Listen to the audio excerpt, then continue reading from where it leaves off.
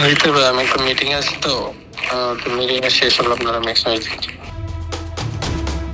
ওপাশ থেকে টেলিফোনে রাওয়ালপিন্ডি থেকে নাহিদ রানা জানালেন একটা মিটিংয়ের কথা। দুশ্চিন্তা, শঙ্কা, উৎকণ্ঠা, একটা স্বস্তির খবরের অপেক্ষা। হইতে পারে, আমি একটা মিটিং আছি তো। কি সিদ্ধান্ত এলো সেই মিটিং থেকে? জানা গেছে চার্টার্ড ফ্লাইটে করে পিএসএল খেলতে যাওয়া বিদেশি ক্রিকেটারদের দুবাই পৌঁছে দেওয়ার চেষ্টা করছে পাকিস্তান। কিন্তু সমস্যা হলো আপাতত বন্ধ দেশটার আকাশসীমা। তবে যে করেই হোক রিশাদ, নাহিদ রানারা দ্রুততম সময়ে দেশে ফিরতে চায়। বিসিবি উদ্বিগ্ন, পিএসএল খেলতে যাওয়া অন্য বিদেশি ক্রিকেটারদের নিয়েও দুশ্চিন্তায় তাদের ক্রিকেট বোর্ড। পাকিস্তানে ভারতের বিমান হামলার পরও পিএসএল চালিয়ে যাবার ঘোষণা দিয়েছিল পিসিবি।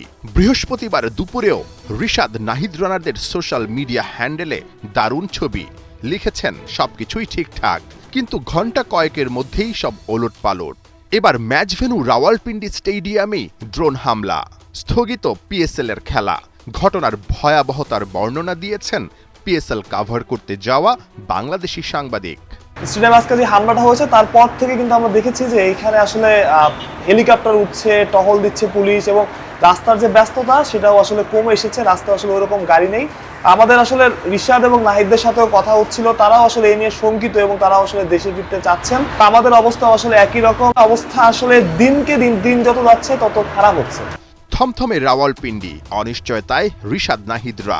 ভেন্যুর বাইরে ড্রোন হামলার পর বড় রকমের অনিশ্চয়তায় বাংলাদেশের পাকিস্তান সফর।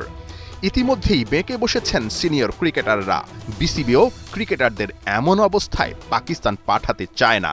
তবে বিসিবি চূড়ান্ত সিদ্ধান্ত নিতে চায় শনিবার।